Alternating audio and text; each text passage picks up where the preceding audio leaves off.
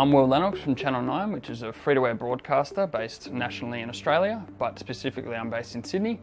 My job is to make sure we can get all vision, audio and ancillary data around the facility. So because we're an IP 2110 facility, a lot of traditional devices still use SDI, so we have to be able to sort of bridge between SDI, 2110 and NDI. So we use the Bird Dog Studios and the Bird Dog Quad 4Ks to make sure that we can get SDI into NDI and vice versa, and that'll all go into our 2110 conversion devices. So to be able to get into software that's NDI based, the Quad 4Ks are definitely the go-to devices for us within the NDI environment. In the city, in North Sydney specifically, you have very specific ratings that are required for anything on the roof. In our tower, our mounting for wind speeds and whether IP67 rated, the Bird Dog A300 met those requirements.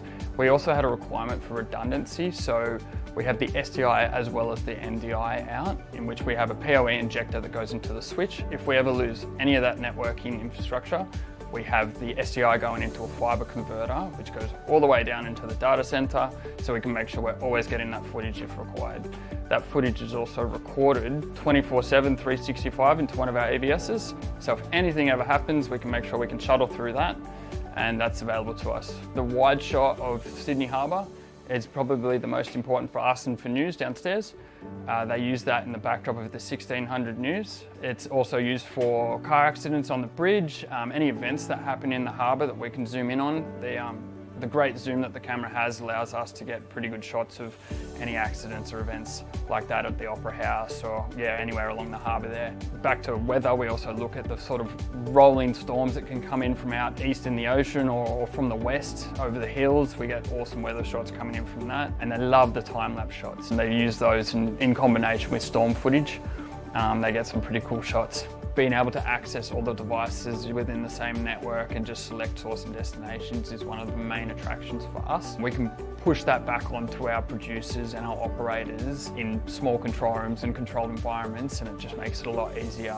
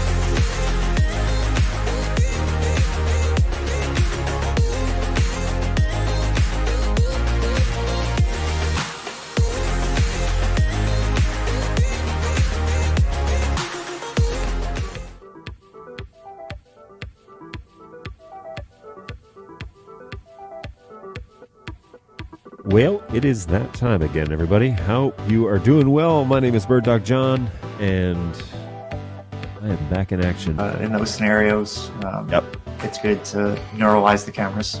You guys know that best. Very straightforward. Plug it in, go to the web UI, link the source, walk away. You know, like super simple. I keep looking over at the chat, and I keep seeing you are full of it. Tasty, spicy meat snacks.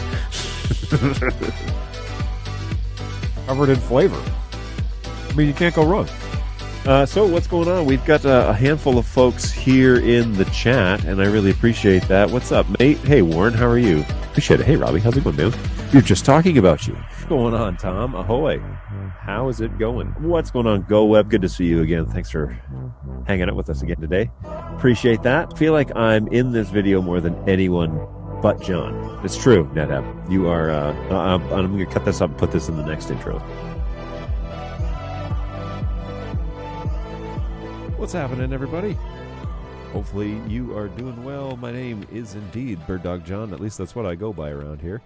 Hopefully you're doing well. Thanks for stopping by. And I am just getting underway making sure all my audio inputs and everything are working. It appears to be working, so let's double check over on birddogjohn.tv, also known as YouTube, and make sure that that's coming through. All right, so let me just, yep, it is being, the audio is working over there as well, so good news, everyone. And what I meant is this one. Good news, everyone! We are indeed up and operating. Now, I just noticed that my P110 is very blurry. And the way we can change that is if I cut over to that shot, let's see how blurry the shot is right here.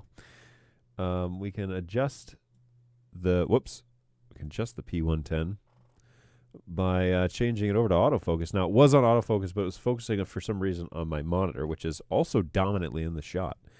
So, yeah, there we go. I think that's a lot better, a lot sharper. And these two images amazingly look very balanced for being two very different cameras. This, this camera is the P110. This camera is a P4K. And, yeah, they look really similar. So, really happy with that. We kind of balanced them. So in the past couple of weeks, if you go back and you look at, you watch me balance them without scopes. I balance all my cameras basically without scopes. And then late last week, a week ago today, I did a whole session on how to use scopes on our cameras, which is a feature that's enabled on most of our cameras in NDI 5. And I balanced them all based on scopes, using the vector scope, using the histogram, using RGB Parade.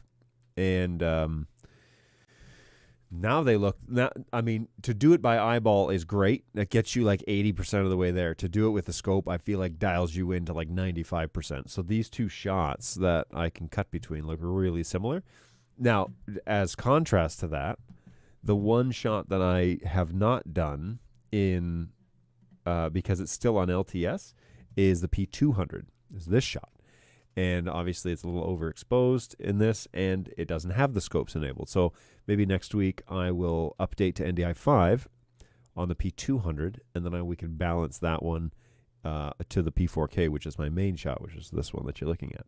So as you're going around the room, you can definitely see the different camera angles that I use, and they're all different cameras. I don't have three cameras and a keyboard. I've got every single camera that I have in here is a different camera than the other. So P110, P4K, P110, P200, P100. Now the 100 and the 110 are similar in brains. They're different lenses. P200 is a very well-known, well-loved lens, and is a standard Sony broadcast lens. And then the P4K, which is kind of like the high end of the indoor cameras that we offer right now, that one is first and foremost. That's my main camera. So there you go. So that's kind of a walk around the room. I am going to turn on the playlist just so that we go through here. Oh, one of the things that we did yesterday. So one of our manufacturers had asked if we could provide like a little video showing, like demonstrating kind of a problem that we were having. And I used vMix to record it, but I wanted to do like multiple cameras. And so what we did there was I just recorded in multi-quarter. I don't care for that name, but I recorded in multi-quarter. And to my great surprise, it worked great. So I did multi-quarter. I ended up just using one of the shots, but I was able to record multiple cameras, to an external hard drive essentially. And yeah, that worked wonderful. So really happy with that software solution. It's a similar thing that you would find in something like, like a Blackmagic ISO device, right? Where you can record to a hard drive all the incoming feeds, which is great. That's a better like run and gun solution, because if you're trying to set up a computer every time to do it, but if you have a home base where you're doing, a show in a studio or something like this, and you have multiple cameras and you need to record them all for post, then yeah, there's definitely an option there. So really cool. It worked great. I was surprised how easy it was to set up. I had a little issue at start, but there's a catch in vMix in the multi-quarter option. When you click on record, it says record all NDI sources as native MOVs. You got to uncheck that so that they'll record in the format that you're set up. The other thing that the other thing that I was confused. Well, I've always been kind of confused, but I guess I understand why they have it, but I don't know why it's still like so strongly supported. Is that the first option on the list for recording to hard drive is AVI. Like, that is an ancient video protocol that I guess many people use, but yeah, it's a really long ago was AVI a thing. I prefer more like MP4 or MOV or something along that lines where you're going to get a lot more of the data. It's not going to be it just is a little more compatible with across way more platforms. So when we do record, and I will record today's discussion, by the way, about IPv6, it will be brief. It won't be crazy in depth, but I'll try and give you some history and let you know kind of where we're at in the world with it, and then talk about how we can use it with NDI stuff. So that is the plan today. We will do that shortly. Please find calmer music. This is not an arcade. So we've had lots of discussions about the music on this show. I used to have various music, and now I just I have a long playlist. It goes for like 3 hours or something like that. But yeah, that music is long debated. We've decided that to just kind of go with something. So I'm really sorry if you're not a huge fan of the music. It is a variety of things, but we can. To me, it sounds a lot more like, like the 8-bit Nintendo days, that sort of music. So, anyways, some people like it, some people don't. The thing about music on a stream like this is you're not going to please everybody, and I've already accepted that as a part of my fate. So, there you go. That's there's a free one. A show about my best friend, IPv6. Yes. Balu would understand this concept completely because he probably uses it all the time. And like the description of the video says, IPv6 can get us out of an IPv4 jam pretty easily. And that's what I want to share with you today. I know I've got a knowledge database article on this, but it's good to refresh it and good to kind of get your natural feedback about it as well.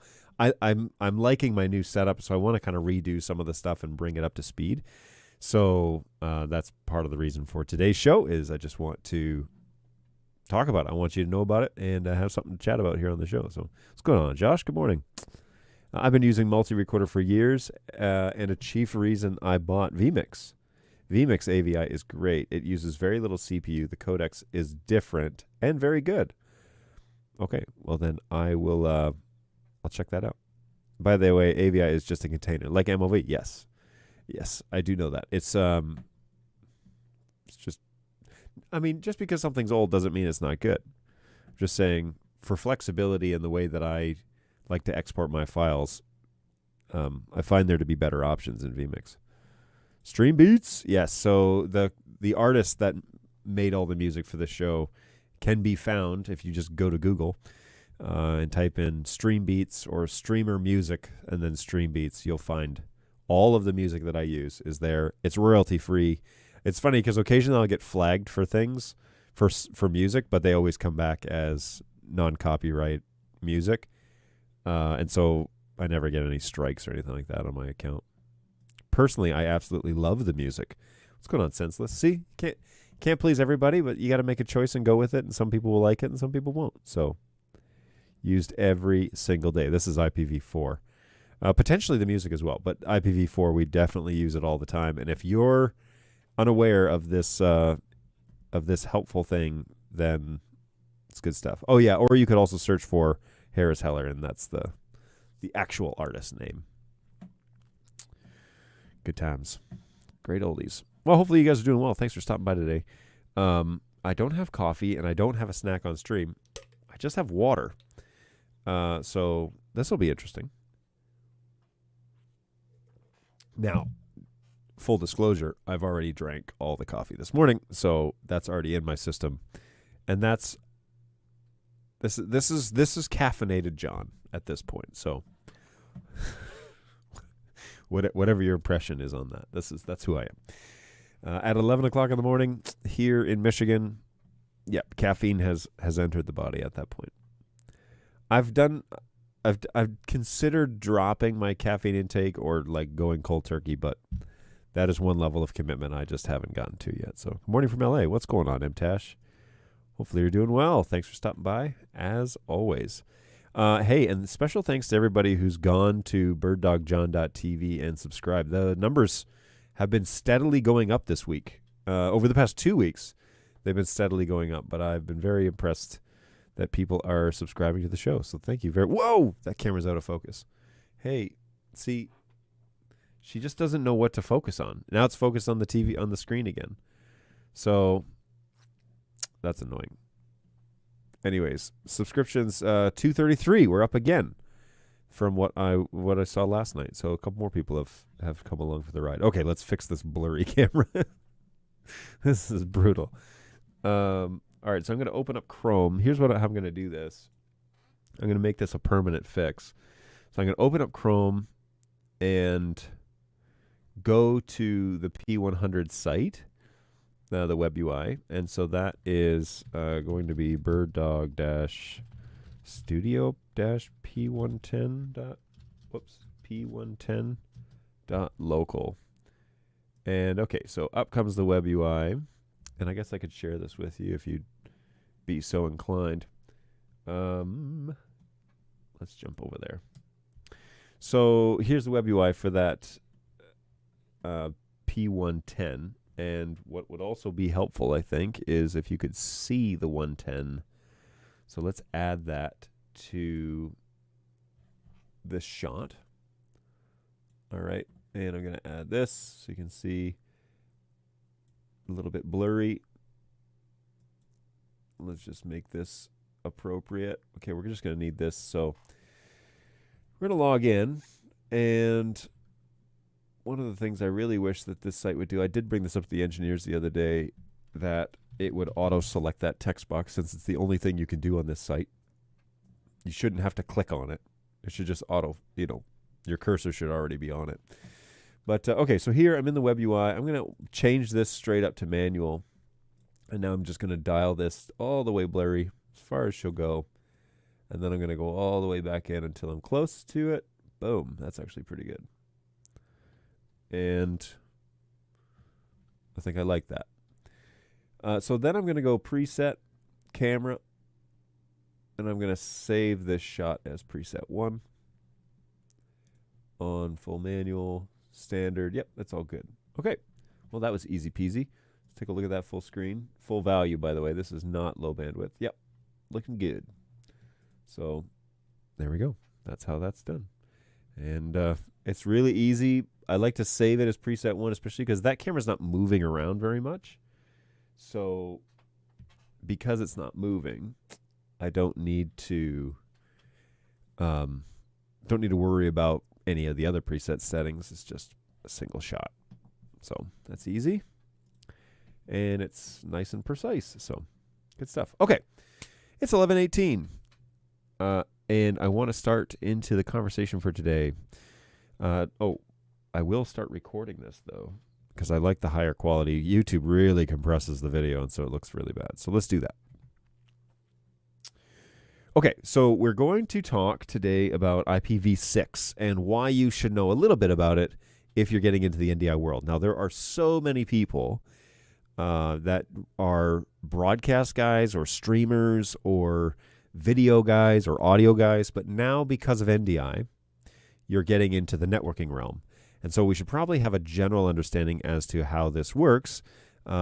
We talk almost exclusively about IPv4 and how that works on this on our stuff, but on this show, and how we connect all that stuff into switches and routers and servers and all of that. But IPv6 has been kind of coming up slowly, but because of necessity. So to give some context here, okay, IPv4, which is what you're used to with traditional IP addresses, like when you go to static settings, against my wishes, and you start typing in your static addresses, that's an IPv4 address. It has 4 octets, so it's like 192.168.100.75. Okay, so that is a IPv4 address. And traditionally in the NDI world, we recommend a WAC24 style subnet, and so that's 22255. And then, you need a default gateway. And so at least having those things in place is the first place to start. If you're doing static, you're also going to have to do discovery server, which is also an IPv4 configuration. IPv6, though, in the computing world is coming up quick because, when we were figuring out the structure of the IP ranges, this was like in the 1970s before I was around. And in the 1970s, we were thinking, like with IPv4, with this IP structure, we can have like 50,000 computers in the world. And in the 70s, that was a big number. Okay. We probably have like 50,000 computers in a city at this point. And so having the original structure was that we would have those 4 octets, right? So 192.168.100 dot something. That's an internal network, a link local network, but a LAN, as they say, okay, local area network. That's internal in your office. But what they were thinking was, well, if we want to interconnect all these networks together, what we can do is we can have a router, in Detroit, and that router is going to be, 1 dot something dot something dot something.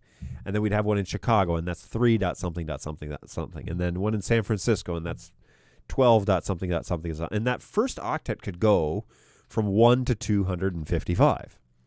Okay, so you'd have this huge range, and you could do it basically by region, and then the next level down, the next octet would be like, okay, that area of town. So in Detroit, if it's 1 dot something dot something something, then like, okay, in Rochester Hills, it's going to be 1 dot 3 dot something dot something, okay? And they were going to break it up that way. And that's how IPv6 was going to kind of roll out and become, be able to interconnect everybody. And in theory, those major hubs that were the hosts, that were the routers for the first octet groups, so Detroit is 1, Chicago is 3, San Francisco, and so on, they all have their own, and again, this is purely just, North America as an example. The routers there would have the master tables, but they would really only need to host the master tables for the routers of the major octets, so like 1 through 255. So they'd only have to know 255 addresses. And they could get the packet that was going from my computer on the 1 dot something network over to the 12 dot something network in San Francisco, and it would just need to go up the chain to the main router. The main router would send it over to the 12 in San Francisco, and it would send it down. Logically, that makes a lot of sense. The problem is that we had no idea that the computing age, the technology age that we're in, would blow up the way that it did and would get super, super sophisticated the way that it did, which is why when you go to your internet service provider, they will immediately give you one external IP address and no more. At least, again, here in North America and in Europe usually, unless you ask them and pay them for more. You're always at your home. You're going to be assigned one external IP address, and typically those are grouped, by the way. But they're going to be assigning one external IP address to your router, and then your router is going to do the name address translation into your local home, and then you can have, however you configure it, you can have multiple computers and devices on your home system, depending on how sophisticated that system is. And the same thing goes for offices and home networks and big corporations and all that stuff. They're going to have one external IP address unless they pay for multiples, and then they're going to have an internal LAN network, which will all join up into those few IP addresses that have been given to you as an external address for your network. Then those will communicate out over to the greater interwebs. So we really didn't have any idea how big this was going to get and how complex this was going to get. And up until recently, we've been kind of trying to deal with what do we do about this ever expanding, need to do IPv6. So, or to do networking. And so we came up with IPv6, which was actually quite impressive, because what IPv6 basically does is it removes the need, allegedly, it moves the need for much of the IPv4 networking infrastructure that we talk about on a regular basis here on the Bird Dog Live show. And so what it does is it allows you to get rid of, a fair bit of stuff, by the way. But I wrote it down here. Okay, so you no longer need things like NAT, so network address translation, with IPv6. You don't need ARP, which is crazy to me. And you don't, if it's done correctly, I still think we'll need this in some fashion, but you won't even potentially need a DHCP server if IPv6 is implemented correctly. The thing about it is that with IPv6, your device has two IPv addresses that gets generated on every device that has IPv6. Okay, so the first thing I want to do is I'm going to just pull up as an example here. I'm going to pull up the actual network settings that I've got for my computer, just so that you can see them as an example. Now, my network here in my office does not have IPv6 running as a service, okay, which means that one of the functions in this office, one of the functions for IPv6 is currently off, and you'll see that here when I switch over. So I don't know, hopefully you can read this. Let me see. Is that full bandwidth? It is full bandwidth. Okay, so maybe I will. Okay, that's all we can do. So here on my screen, you can see my two fiber connections back to my 4250 here in my server, and they're called Ethernet, but they're actually fiber. So Ethernet adapter and Ethernet 2, those are my two connections that go to my 4250, which then pipes the stream out to StreamYard. And that's actually technically not true. It pipes out the NDI stream over to this computer, which then pipes it to StreamYard. But anyways, that's semantics. So here we go. We have our IPv4 information. 192.168.1 is my network. And both of those connections into my network have their own IP addresses. So one is 1.248 and one is 1.45. These are IPv4s. It is a 22255, WAC24 network, and my default gateway is, typically it's either this or 254, but it's the first digit on the range of my subnet, so it's 192.168.1.1. Okay, that's where my default gateway is, and that's issued automatically through my DHCP service. What you'll notice here is there is something called a link local IPv6 address. What this is an IPv6 unique address generated by my computer that is unique to this world. And that is because link local addresses are generated based off of your MAC address, your network card's MAC address. And so I can have two network connections to this computer and have two individual link local addresses. And so you'll notice that each of these are individuals. They're unique in the way that they're designed because each of these network connections have their own MAC addresses. And so when we make a connection, you may just have one network connection, by the way, but you turn on IPv6, and I can show you where to do that, actually. So if I go to Control Panel, inside Control Panel, you can make sure, if yours isn't showing the link local address, you can turn this on by going to Control Panel, okay? And then we want to click on Network and Sharing, and we're going to click on Advanced Adapter Settings. And then we're going to right-click on our connection, so Ethernet, right? This is that first one, Ethernet. We're going to say Properties, And then we're going to scroll down and make sure that this box is checked. If that box is checked or unchecked, check it and then say OK. This will then, you can rerun in command prompt ipconfig. Okay, config. And it will then spit out the link local IPv6 address. This is the address that your computer has generated that's unique to yours. Okay. Now, ignore this little number right here. This is something that Microsoft does with the link local addresses. Ignore that for now. That's not an actual IPv6. That's not a typical IPv6 address, but that's just something Microsoft is doing. But I have my own link local address. This is all I need to troubleshoot NDI over IPv6.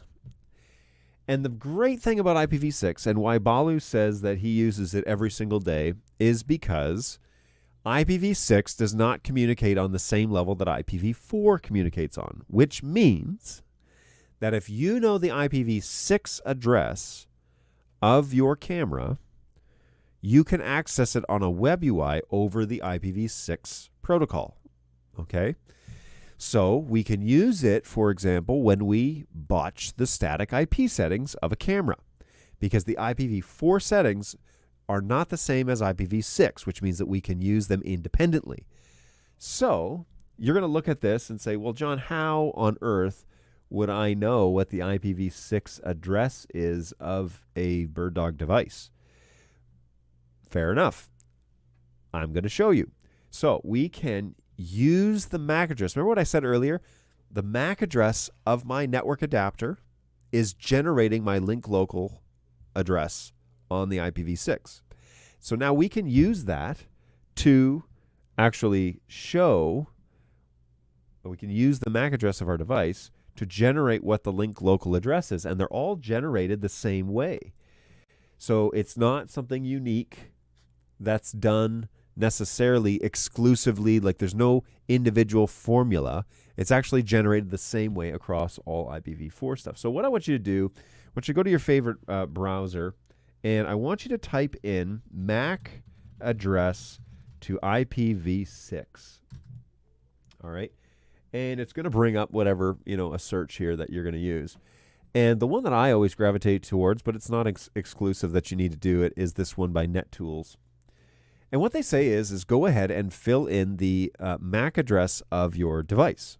And so if I were to do that, I have a BirdDog Flex in. Okay, this is an encoder.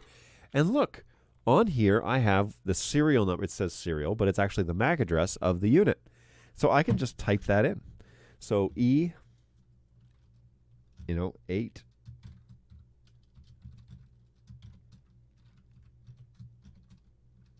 I don't need to read this out to you. That would be insulting. Type it in and fill out. Oops, I missed something here. E8, EB, 1B. You have to fill it in completely, by the way. Don't miss any of them, or it will tell you it's not right.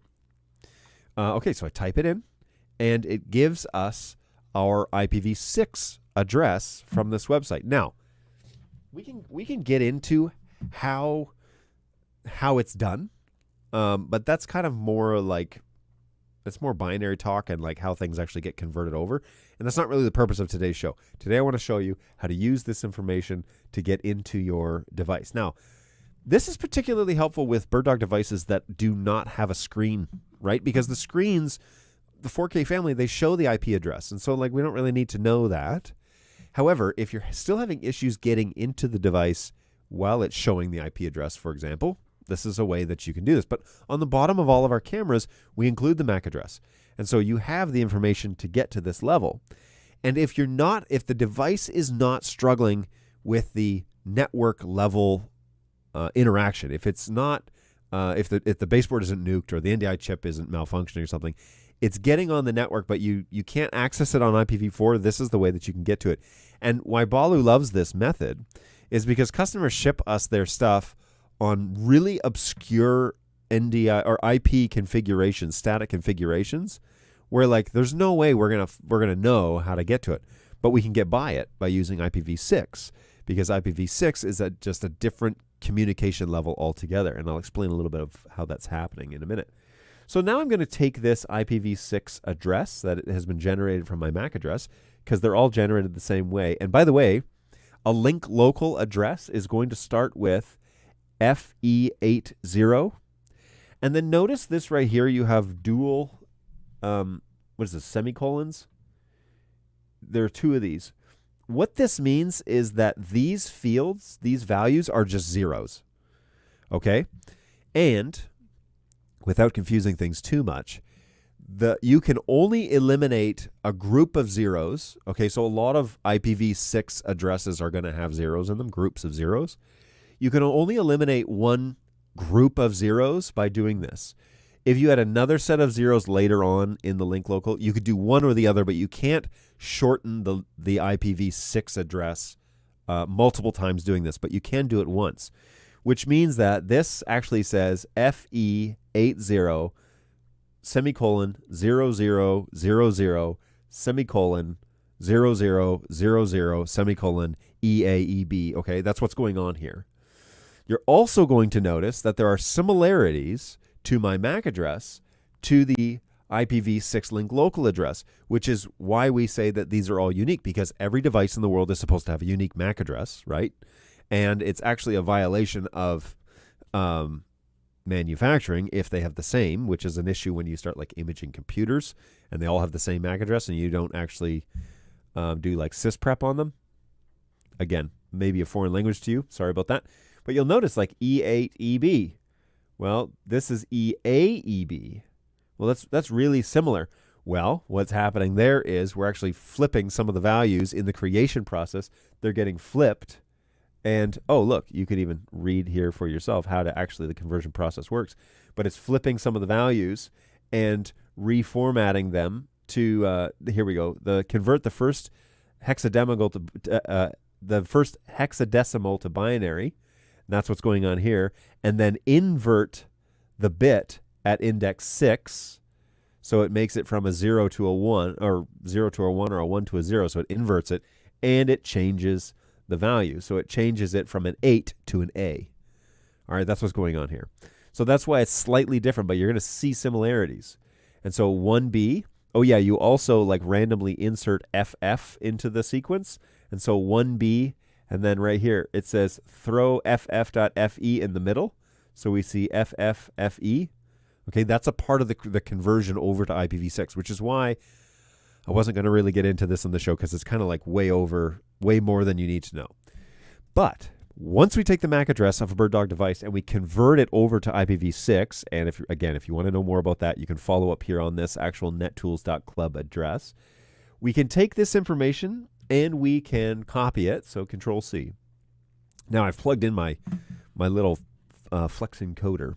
And what I'm going to do is I'm going to type in http:// and then bracket, or however you want to call that, rigid bracket or square bracket, I don't know. And then Control V, which is paste on a Windows PC, and then end bracket. And when I hit enter, it is going to take me to the FlexIn web UI, but on the IPv6 address. Notice that my IPv4 address is not up here, which is typical, especially when you're using like the MDNS name. It takes me to the IPv6/login address. This is not communicating over IPv4. This is communicating over the link local IPv6, which means that if you forget or lose or somebody sabotages your NDI IPv4 level, they get into your devices, they screw around with the network settings, or like you're a new guy on a job and you don't know what the other guy did here, you can get into all of the devices over IPv6 locally. All right? So now, just to prove my theory, I type in the password, and here I am.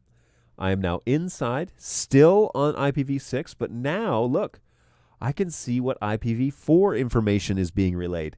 And I can go into this, I can change the IPv4 information and hit apply, and it won't boot me out of the dashboard, which I think is really cool, because I can go in here, I can set this to DHCP, I can hit apply, I can go to dashboard, I can reboot, or I can restart video, I can reboot device, and I can stay on the IPv6. Now, if you hit reboot devices, it's going to log you out.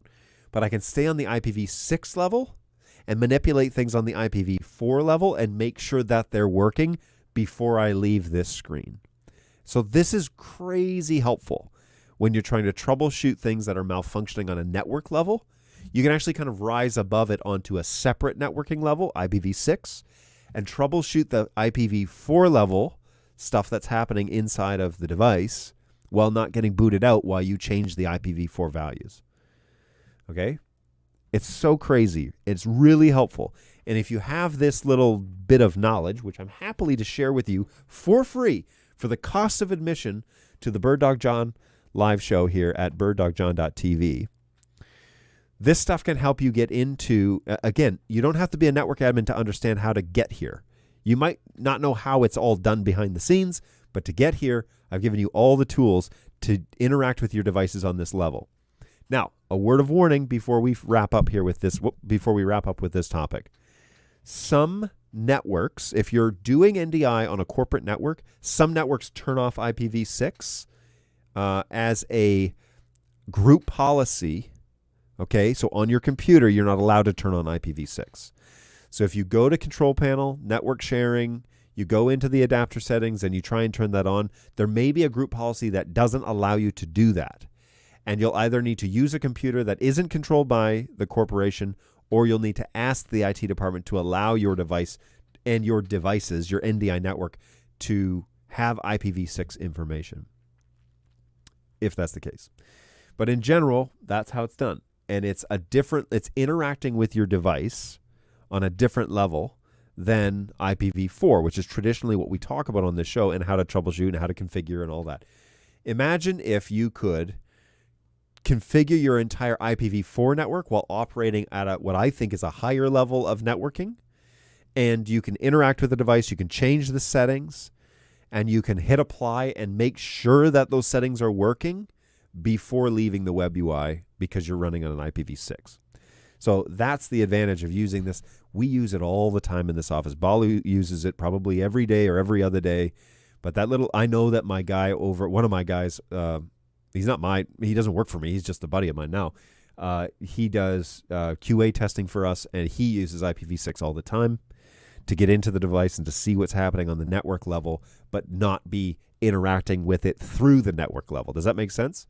If I go to 192.168.1.175, I'm traveling through the web UI and using the IPv4 level of the network to interact with the product. If I'm using the IPv6 method, I'm actually still interacting with it, obviously, over the network port, but I'm not interacting on the IPv4 level, which is where the NDI information is traveling. So it gives you that flexibility. It's a little piece of knowledge that helps you understand a little more about how the products are connecting. IPv6 works on our devices, like that we have IPv6 local addresses on our devices, and more on that coming soon, by the way, because the world is changing quickly. But what's really neat is we can troubleshoot, we can get into our networks. For those of you who are running productions or are new to the networking world, learn this simple little tool, and it will save you mountains of heartache when it comes to interacting and customizing and changing your products. And by the way, if you are doing your due diligence and you're buying products for your NDI network and you're cataloging them, okay, here's the MAC address, here's the IP address, here's the da-da-da-da-da. Add an IPv6 address thing in there too.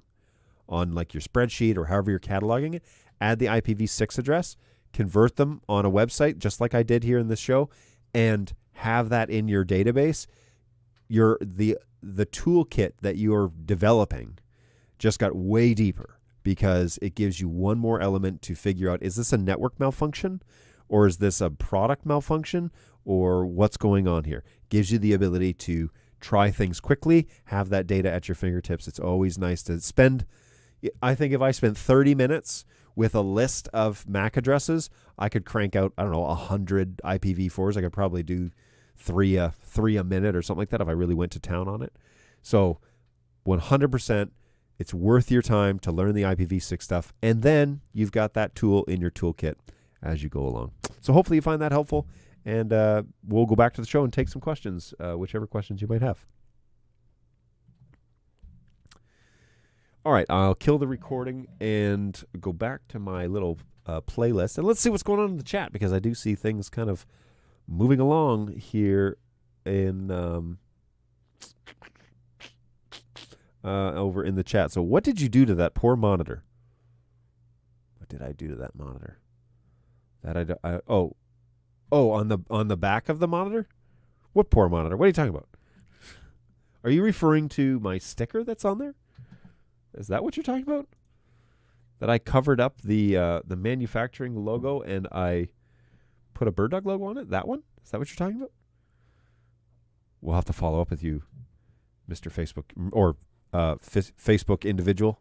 I actually don't know if you're a Mr. or not because it doesn't tell me anything in StreamYard with Facebook. I mean, that's like a beef I have. Why they can't bring over the names. Brent, Mr. Facebook user, Mr. Brent. Hopefully you're doing well. Thanks for jumping on the show with us today. Always appreciate that. And for those of you who are over on LinkedIn, I don't actually know if you're over there because StreamYard doesn't tell me how many people are watching on LinkedIn. So if you do me a favor and join us over on birddogjohn.tv, that one does tell me that you're watching. And you can subscribe to the show there. That's where the support show is hosted most of the time. So actually all of the time, that's where the support show is going to be. In addition to other, Facebook, another YouTube channel, Twitch, and a few other places. But birddogjohn.tv, if you would be so kind to subscribe over there, that would help me out big time. Good stuff. Hey, John, what's going on, Lewis? Now that you use vMix, do you know why they don't allow more than 8 NDI inputs, even if you have a very powerful PC? I think Wirecast and TriCaster are also 8 maximum. Does NDI have limits? I actually don't know if there is a programming reason for that. I don't know. I haven't hit the 8 input threshold yet, actually, even on vMix. But I suspect it has something to do with the SDK integration. I can't imagine if everybody's doing it, then it's got to be a limitation further up the chain. It's not that nobody has figured out how to do it, but I don't know. Let's see if anyone else in the chat does. Hey, I run more than 8 NDI inputs on vMix. How are you running into a limit? It may.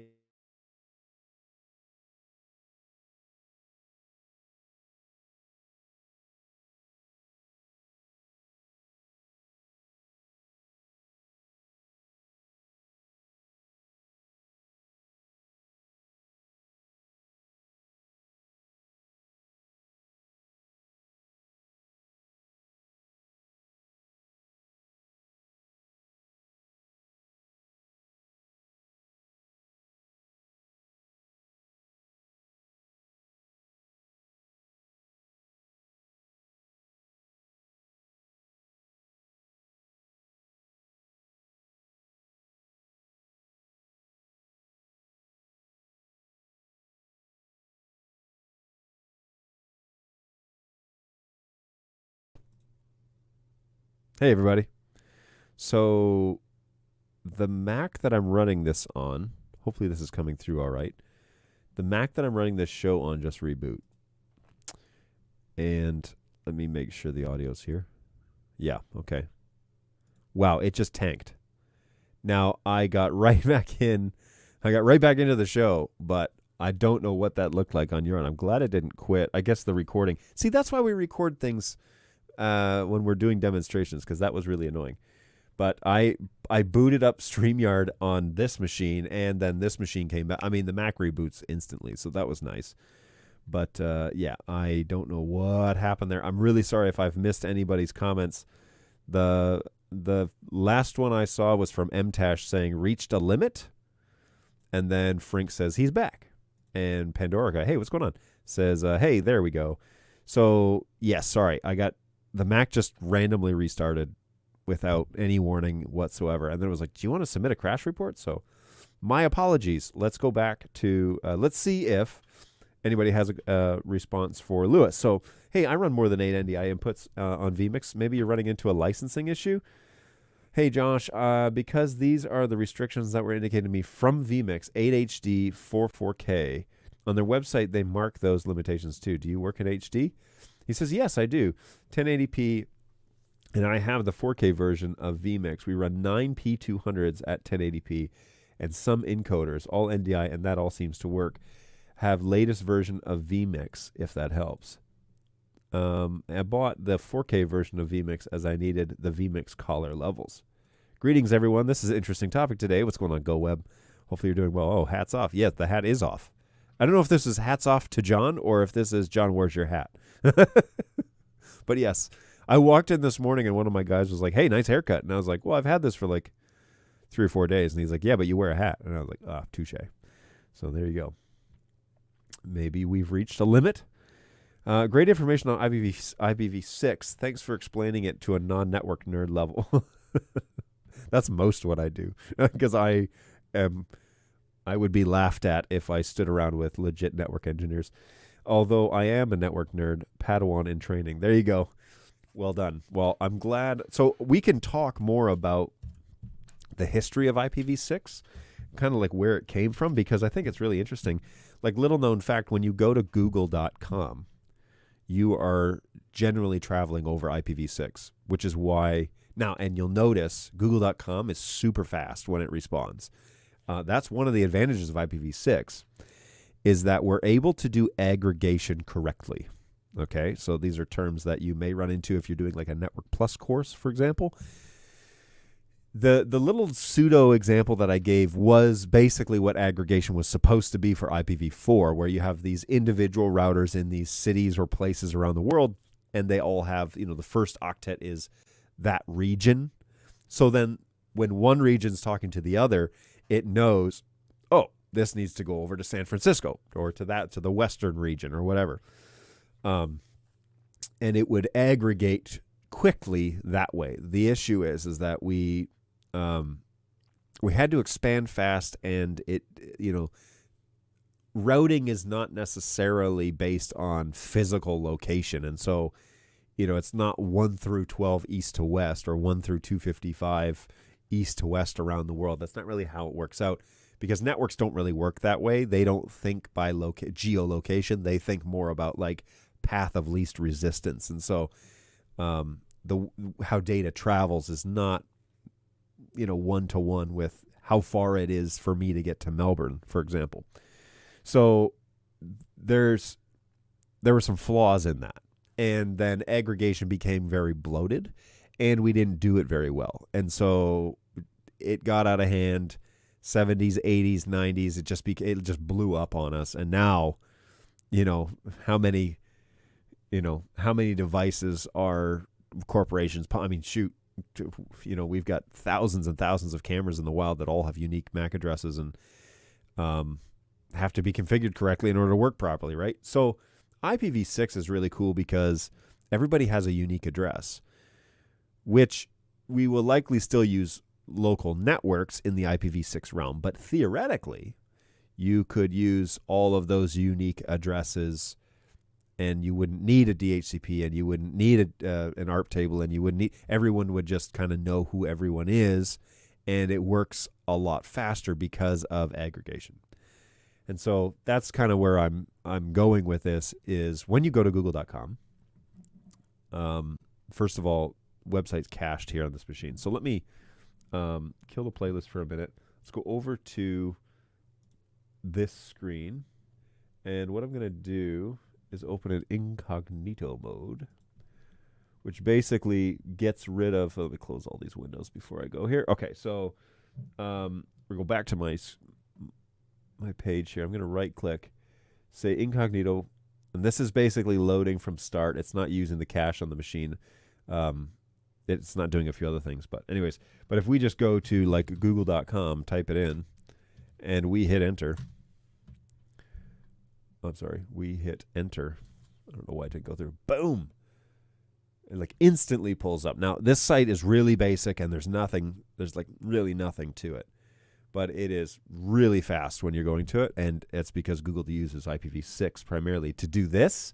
And then when you like type in birddog, .tv, okay, and then we click on this, it routes you to the IPv4 address of our website. And so that's a little slower to pull up because it's not utilizing IPv6 anymore.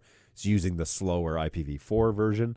It still pulls it up. I mean, I didn't have to wait an eternity for this to show up. This isn't dial-up, folks. But it's not as fast as IPv6 is. And so when we move over to that, and the prediction right now is IPv6 is probably coming in the next 5 to 10 years. Okay, so 2032, 2035, maybe in that realm, we'll all be running on IPv6. But so it's still going to be a slow transition, but it's actually already started. Okay, the transition's actually already started, and you may not know it. For example, you may not have known that Google.com was IPv6. So there you go. But we can definitely go through a lot of this. One of the fun things with IPv6 is that it's all self-configurated. So it all does self-configuration is the phrase I need to use. And so you have so a common issue we have is I don't want to memorize all these IP addresses. Like 192.168.1.45 is my computer, but 46 is a telephone? I don't know. So I don't want to have to memorize all that. And so then you look at IPv6 addresses and it's like, oh, geez. Like, look how long how am I going to memorize that? It's like, well, first of all, you don't have to memorize it. You just need to know what the MAC address is, and you can find that out pretty easy. And second of all, it's the same algorithm to generate IPv6 as it is around the world. And so it's not like you're customizing a subnet to operate. Okay, that's not what this is. This is everybody, everywhere has a unique IP address. Now, the other thing that I wrote down about this, because I thought this was fascinating, is IPv4. Okay, IPv4 addresses we say is like a WAC24, right? And that gives you the ability, the ones that we design, the single subnets. It's a WAC24 network. It gives you the ability to have 256 unique addresses inside your own network. But if you were to just do like a full-on, everybody gets an IP address in this world, we would max out at, logically at about 4 billion addresses, IP addresses. But usable ones in the IPv4 realm is only about 1 billion. And newsflash, there are more than 1 billion things in this world that need an IP address. All right. With IPv6 and the way that it's configured, you could have, it's 128 bits, okay?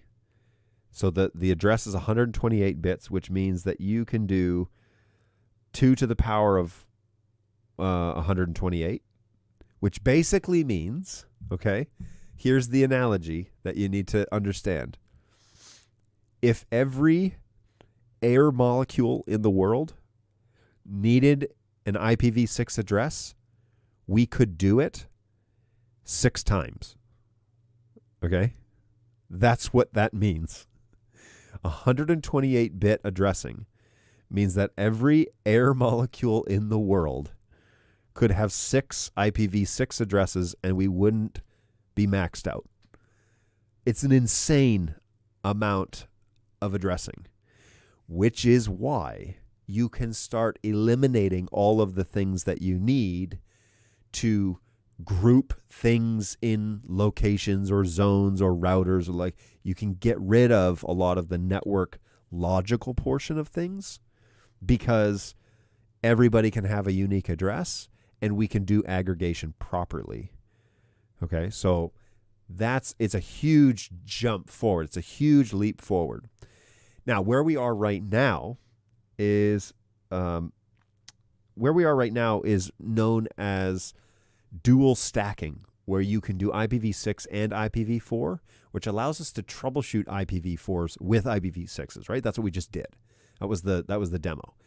So you can troubleshoot it because your network card has the ability to dual stack, which means that it gives you an IPv6 address and it gives you an IPv4, which is amazing because, again, it opens up an opportunity that otherwise we wouldn't have, and you can troubleshoot things pretty efficiently.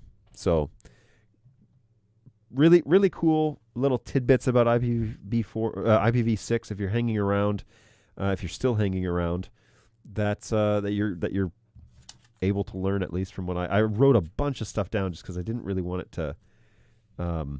to get away from me here. The big piece with IPv6 though, and I think that this is I think that this is going to be the catalyst when NDI starts toying around with IPv6, and I don't know when that will be. When IPv6 comes to devices like the Bird Dog fleet, everything can be auto-configured. Okay, the device, you don't need to type in an address anymore. Static networks will be a thing of the past. DHCP networks will pretty much be a thing of the past.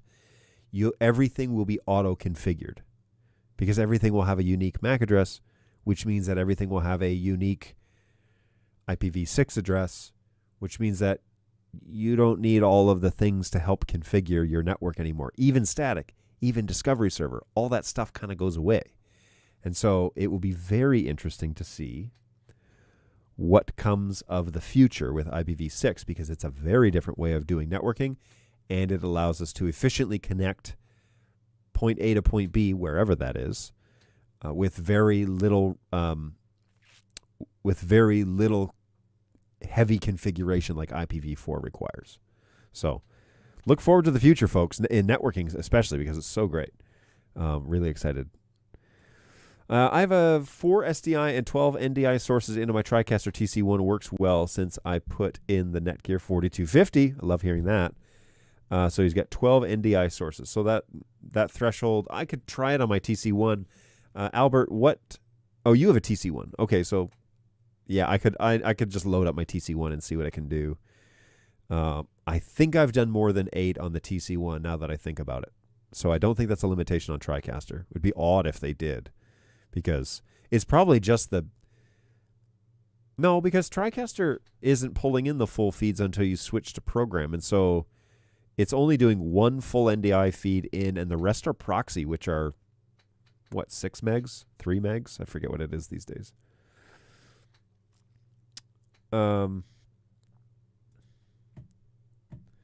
TriCaster uses proxy NDI. Oh, here we go. Until you select the source, then it uses the full. That's why it is superior to vMix on uses of NDI. Those are strong words. I try not to say things like superior, but bravo. That is a strong way of putting it. TriCaster, when we're talking about NDI, yeah, obviously that's the native platform that's the company that made NDI, so they're going to do it obviously the optimal way, and they'll probably do it a way that's not available to the other manufacturers over a proprietary SDK. Like the in the box. Here's the thing, it's like, oh geez. NDI, you can download the SDK for NDI and put it on any camera. As of NAB this year, we saw at launch that there's now a Works with NDI certification program that's going to be happening with NDI.TV, the company. And so that's like another step of probably trying to, yes, you can download the SDK for free off of our website and implement it into your product, but then you need to send that over to us to make sure that you're doing NDI correctly. All right, so that's what's going on there. And I think it's a good checks and balance. I think it's wise that NDI did that because it provides some sort of standard and it stops all of these like mom and pop shops from flooding the market with NDI stuff that's not like truly configured correctly for NDI performance. So now you can get a stamp on your product that says works with NDI or approved by NDI or something like that, and that will carry some weight with the customer, I think. So TriCaster was invented by the same company that invented NDI, and so yes, they likely have some sort of behind the scenes formula that allows them to optimally use the NDI protocol that's not available to the rest of the public.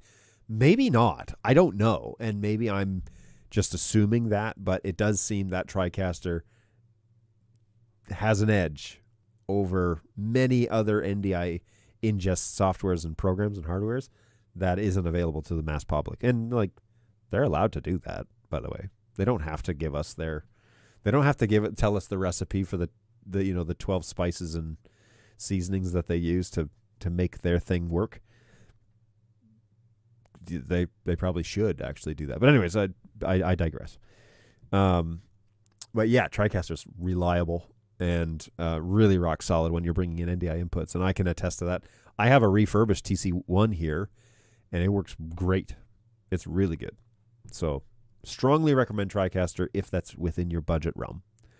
I recall all the talk and worrying about running out of IPv4 addresses. Yeesh.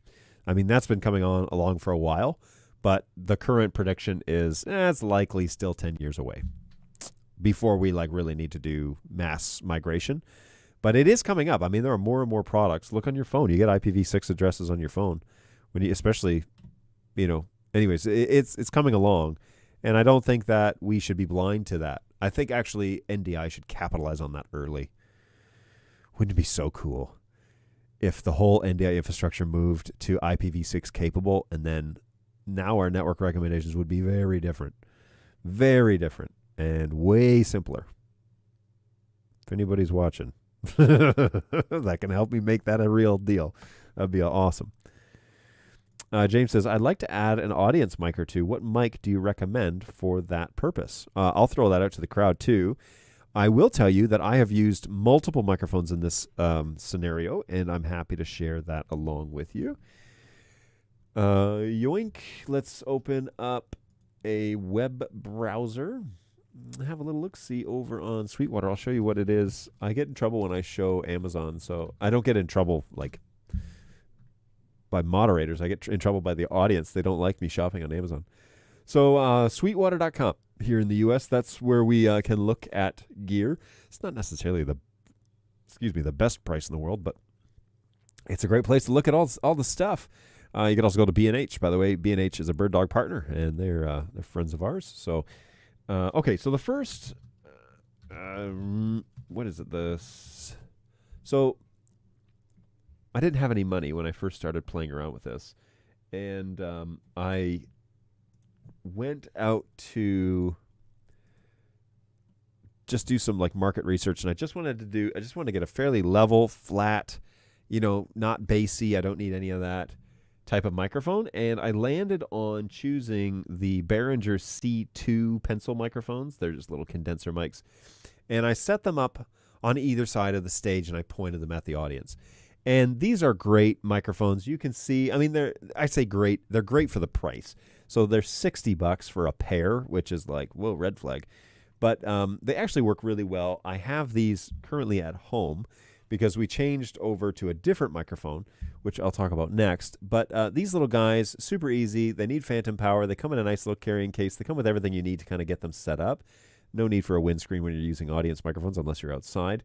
But they're just a pair of pencil mics. They have a fairly flat pattern, okay, pickup pattern. It's just basically all around, and it rejects everything past the actual condenser microphone and back.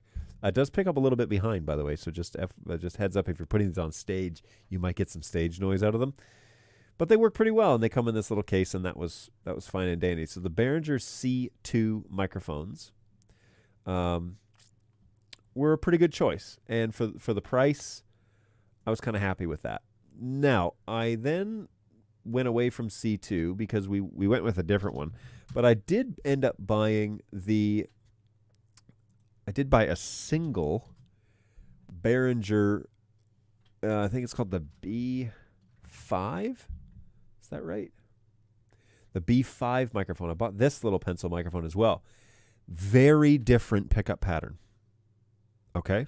Very different pickup pattern than the C2s. I learned fairly quickly. Also comes in a fancy little carrying case, but it's $80 for one. And there's an additional filter that you can put on the end that changes the pickup pattern to slight rejection to basically an entire, omnidirectional pickup pattern. Okay. So that little filter on the back basically makes it an omnidirectional pickup pattern. Now, there are lots of YouTube videos online explaining the differences between, explaining the advantages and disadvantages of each of these microphones that I'm sharing with you. But if you're just looking for something inexpensive, these microphones can be placed in the middle of the auditorium. They don't have to be placed on the stage. Be placed in the middle of the auditorium, either from the ceiling, they can point down. You can place them anywhere, and they'll pick up the audience, and you don't have to be on stage because they pick up sound behind them as well. So the B5 is a little bit better, in my opinion. I only have one of these. I might get a second one just to have a pair. But the B5, pretty simple microphone, relatively decent pickup pattern. I would say, and does Sweetwater do this? Yeah. So we have the spec sheet here for the B5. That does not seem to be downloading. I clicked on it, but we'll maybe it'll kick off here in a second. But anyways, the spec sheet will show you the actual pattern, and it will show you the new tab. Let's go. Chip, chap, chip. That's probably why it's not loading. So what is going on here? Oh, because I clicked on it and it tried to load it. Okay, so you can get it off the Behringer website as well, by the way, the actual stuff. But it's useful to have that data. But quite frankly, as far as I'm concerned, if you're about to drop a bunch of money on a microphone, definitely use options like Lens Rentals or something like that, where they can let you borrow it for the weekend, and then you don't have to pay full sticker price, and you can kind of decide for yourself if you want to do something along that road. So B5 was not too bad. It's a little nicer than the C2s, naturally, and you have that option to turn them into basically, omnidirectional microphones. The next thing, somebody was gracious enough to give me this microphone. I hope he gave it to me. I need to look back in the communication with him. But he sent me a DBX RTAM reference microphone, which is this guy. Let me see here. Yes, I believe it's this one. And this microphone is $125. Obviously, you would be using this to ring out rooms and what have you. But I have found that it works great as a room reference microphone for streaming. What we do is we mount this in the back of an auditorium, and we use this as the ambient sound for the stream to go out onto YouTube and whatever. So as the group is interacting or singing or moving around or responding or whatever's happening, this microphone means that the effects that are happening in the room can also be captured and be translated into the effects that are happening, or be translated for the stream. What I love about this, okay, now you got me preaching. So what I love about this idea is that if they're in the back of the room, this reference microphone can actually pick up the sound that the sound guy is making in the room, okay? And you can dial this in or out of that stream as you see fit, but it gives a genuine room feel. So if the sound guy, and this is where I come in, I'm running sound and I'm running, like a reverb or an echo, or I'm running a decay or a delay or whatever it is that I'm doing on vocals or instruments or whatever, and I'm piping that through. So in particular, let's just talk about vocals real quick. When I'm running vocals, I like to expand the sound so it doesn't sound like they're just talking into a microphone, okay? I like to widen it out a little bit. It gives a little bit of forgiveness in the vocal. I like to add a little bit of like artificial room reverb to the voice. When I do that, it widens the voice. It provides a fair bit of depth when you're listening to it. The problem is that if you add that same effect to the stream, it sounds so artificial. It does not sound like it sounds like in the room, because the room is also giving back, reverb. It's also dynamic in terms of how the sound is being absorbed into the audience and in all these bags of water that are sitting in the seats. And so as the sound decays, as it passes over the room and into the ears of the listeners, you want to provide that sound of what it actually sounds like in the room, not the digital effect, which is what it sounds like, straight from the board. So a reference microphone like this one can help you provide that context that's happening in the room onto the stream. Now, it's not a perfect one-for-one. It does sound a little bit artificial, but it's way better than adding the effect directly on the vocalist on the stream. So having a reference microphone do the effects, the room effects, and it's way simpler meaning that your streamer doesn't have to be a proficient sound guy to do this. He just has to understand the two levels, the main microphone level and the ambient room level. Okay, so if somebody's on stage speaking, you don't really want a lot of reference microphone, right? Because it's going to catch the people shuffling and moving their seats and the kids crying and the pages turning and the phones going off and all that crap that you don't want in your digital world. But if you have audience participation or interaction or anything like that, a reference microphone like this running in the background, mixed into the mix can be really helpful because it will give context to what is actually being heard in the room, and it will provide the natural reverb that let's say somebody's speaking on stage, it will provide that natural reverb that's already happening in the room, which will widen his voice and will not make it sound like he's talking into just like a microphone like this all the time. It's unnatural to listen to something like that. It doesn't make any sense. Now, in a studio, okay, I've got sound dampening. I've got this is all kind of set up for me to talk to you through like a broadcast microphone, kind of like a radio or kind of like a podcast, right? But if that's not what you're doing online, if that's not what you're streaming with, then, and you want to provide context as to like, here's what's actually being heard and what's actually happening in the room, a reference microphone like this is really helpful. Now, it won't pick up a bunch of the low end, and so you're going to need to know that if you've got drums and you're getting a big heavy kick drum, this isn't going to pick that up because microphone is not wide enough to handle that. But it will definitely do natural reverb, and it will allow you to not have to use the heavy effects that you're probably already using inside the house. So those are the three that I have direct use of. I went from cheap, then I went to like not quite as cheap, and then I went to, this one's $125. Somebody gave it to me though, so it's super cheap. But a good little measurement microphone. And you can also use it to ping the room, by the way, to white noise or pink noise the room. That's what that microphone is actually built for. But I find that it works exceptionally well when providing context for streaming. Exceptionally well. Like if I wanted you to hear all of the P4K fan, I can hear it running.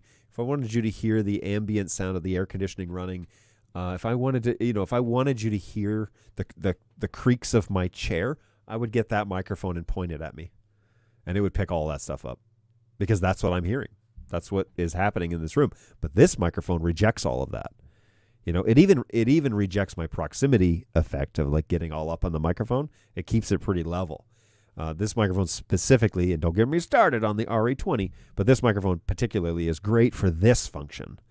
I think it's better than the SM7B, but that is a discussion for another day, not for today. And I love the SM7B. Don't get me wrong, I do love it. It's a really cool mic, and I've wanted it just to have it. I want it for my home studio, but I don't need that. Actually, I'm using the B5 at my home studio, believe it or not. I'm using the C2. Why am I not using the B5? Oh, the B5 is here? I got too many microphones, folks. But anyways. Now you got me talking about something I'm all excited about. IPv6 microphones. Oh, man, today is a red letter day. Happy Thursday, everybody. Happy Thursday. I'm doing a little traveling this weekend. I'll be headed out on Saturday morning to Nashville. I'll be back on Sunday night. So more on that trip when I get back, I guess. There you go. All right, let's get back to the chat. So, James, that was a really long-winded way of answering your question. Hey, Josh, does TriCaster do full NDI multi-recording? Great question. I have no idea.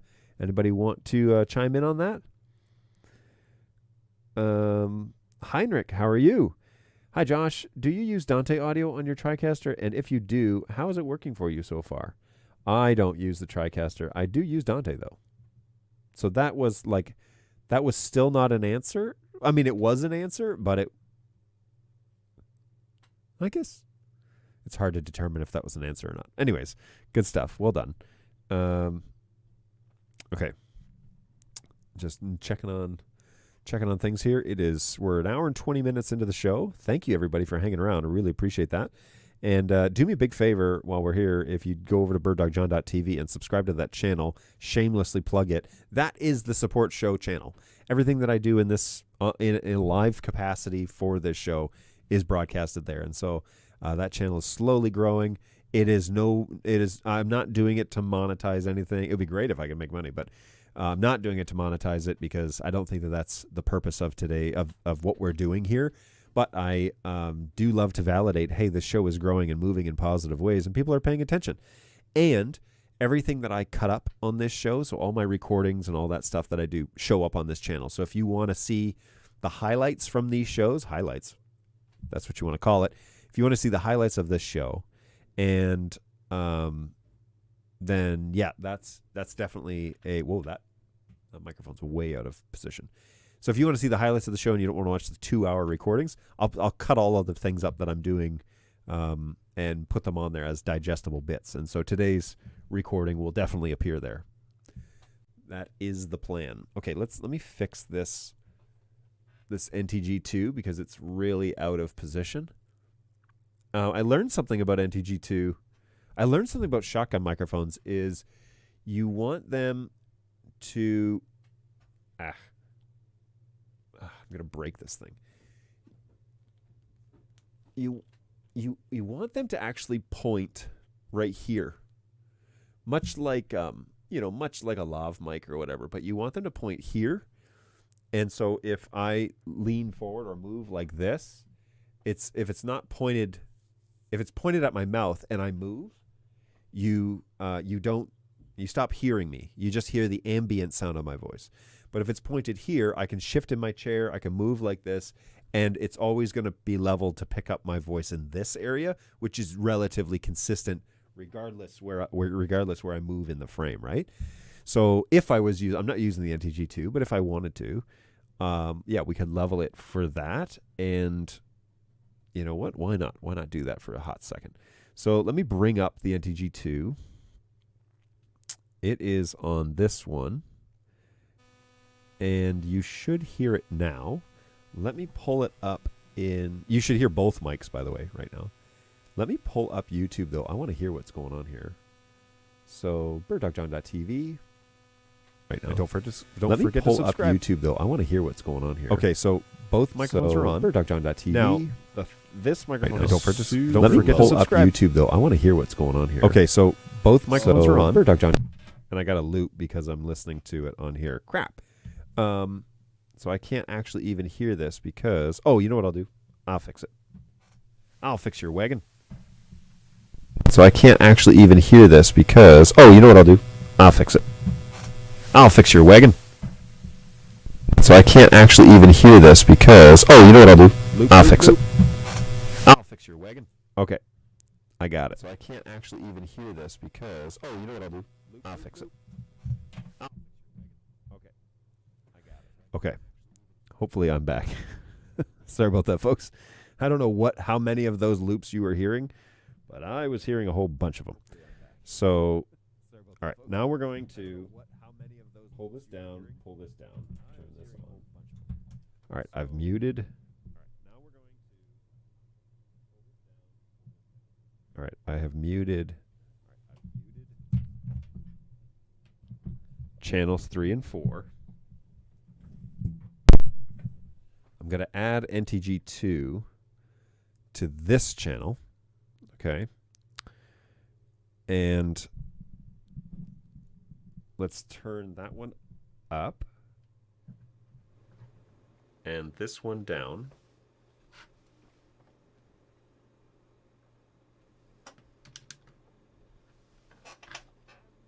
Yeesh, this sounds terrible now. What did I change here? I changed something. Ooh, you can really hear everything though, eh? Am I peaking? I'm not peaking here, am I? Anyways, this is not... I'm not using the RE20 at this point. Definitely sounds a lot different, eh? And you can hear, like, the squeaks of my chair and everything.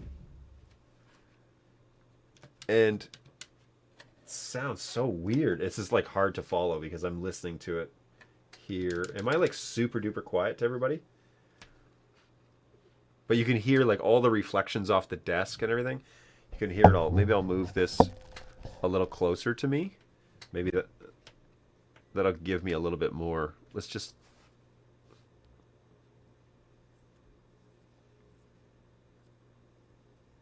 I don't know. What do you think about that? It's an interesting... I'm listening to myself on YouTube, but I can't hear it any other way. I can verify that it's working.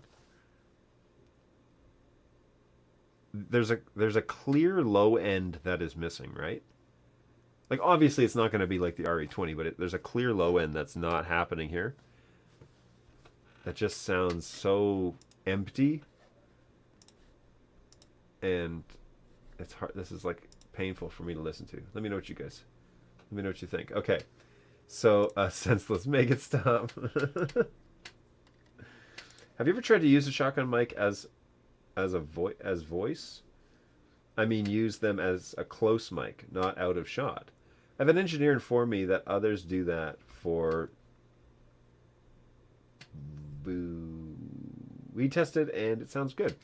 So I have thought about that. Matter of fact, I had this microphone positioned right here one time, and I could definitely do it again.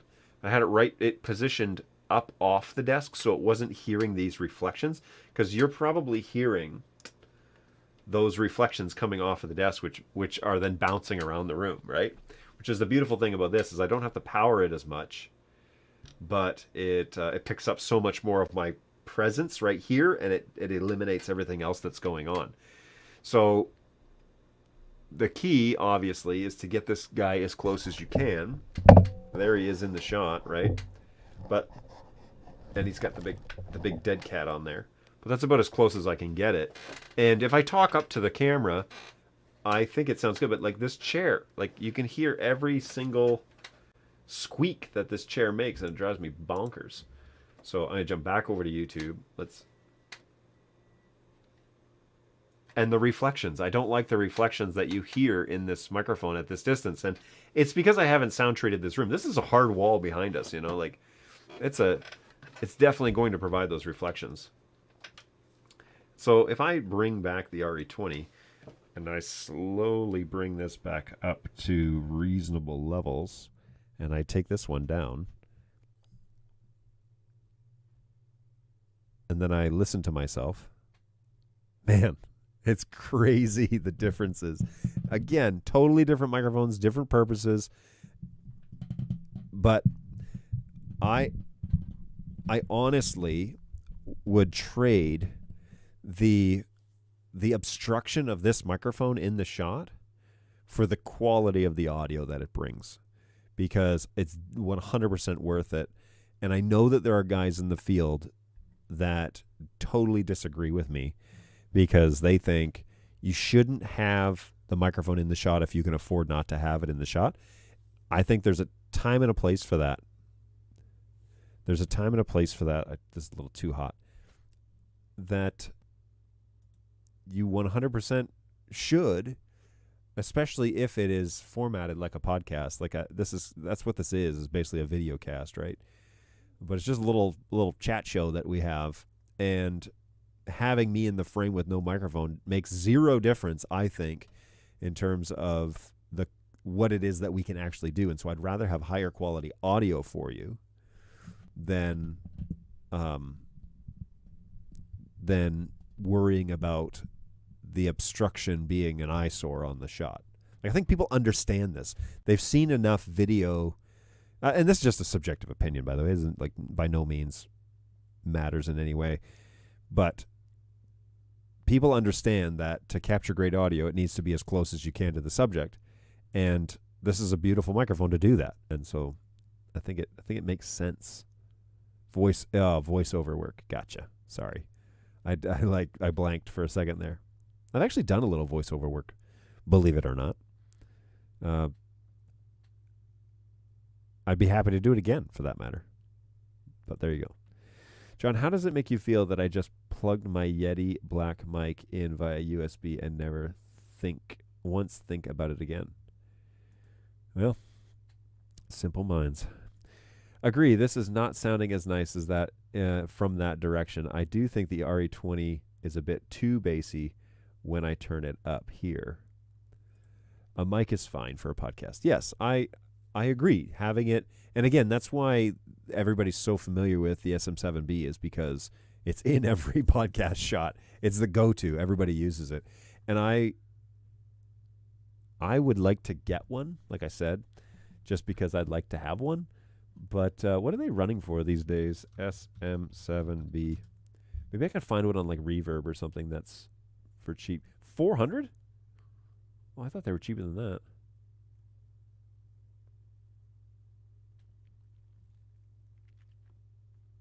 I thought they were like $250 or something like that. Maybe it's because I shop on Reverb. All right, so if you don't know, by the way, Reverb.com, at least here in the U.S., is a used electronics and music website. It's basically like everything. It's like eBay for musical and all that stuff. And there are a lot of great deals on this site. But yeah, I would love to find like this SM7B dynamic microphone 23624. Yeah, it's more than I'm willing to pay to just have it, you know. I'm not willing to pay that price. It's $3.99 on Sweetwater, which is I think is a little steep, but it's probably because it's so popular that everyone's buying it. But yeah, I'd love to get one of them one day. It'd be fun. It would be fun. I would guess that 95% of people watching are gear nerds, and we like to see the behind the scenes and the how the sausage is made. Well, I have started doing more tours of my studio just because people have expressed that opinion.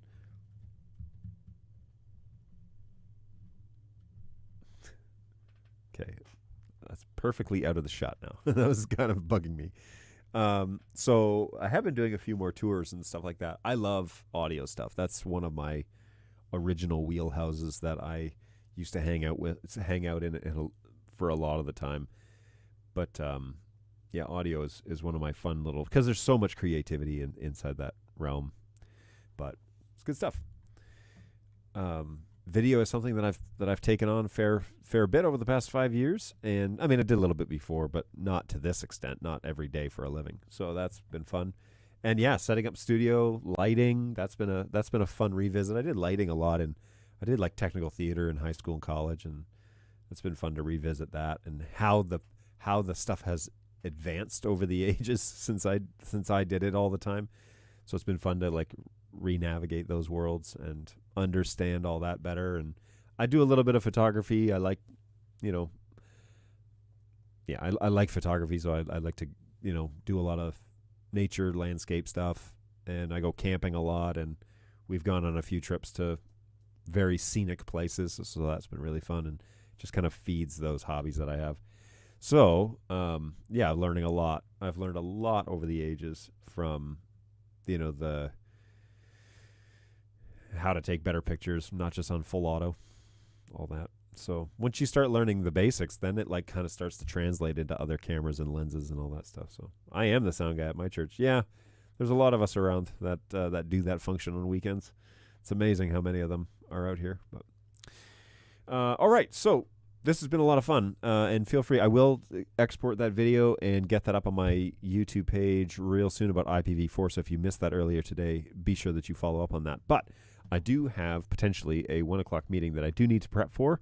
That will be in less than 30 minutes. And so I am going to say adios for this week. And the plan is to be back next Tuesday at 11 o'clock Eastern Standard Time.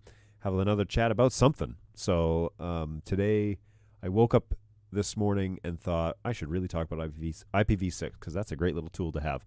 And I've been planning on it ever since. And so it was decided late.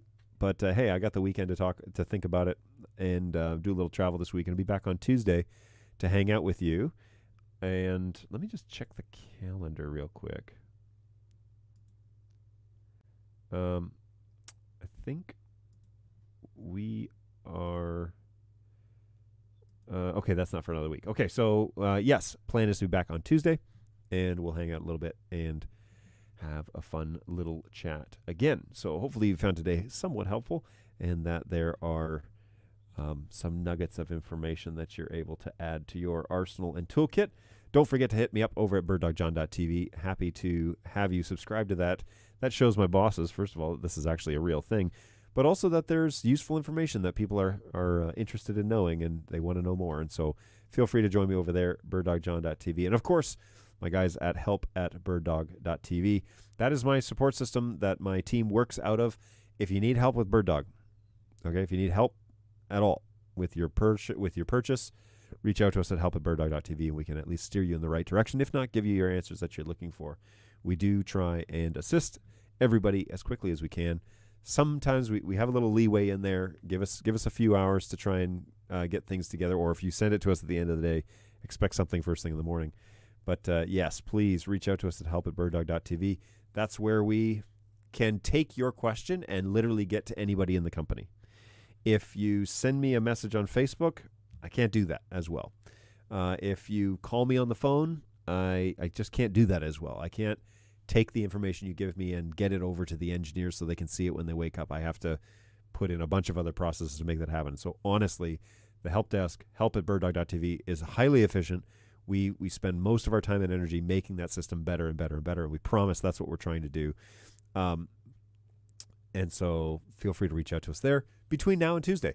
And if you can wait till Tuesday, hit me up right here, birddogjohn.tv, and we'll hang out again on Tuesday at 11 o'clock Eastern Time, right here on the interwebs for more hopefully useful information that you find fascinating. So you are very welcome, James. Thank you for the question. Always appreciate it. You're always coming here with great questions, and so please come back. I'd like to hang out with you again shortly. So we'll see you on Tuesday, guys. Take care of yourselves. Take care of each other, and we'll see you in the next one. Cheers.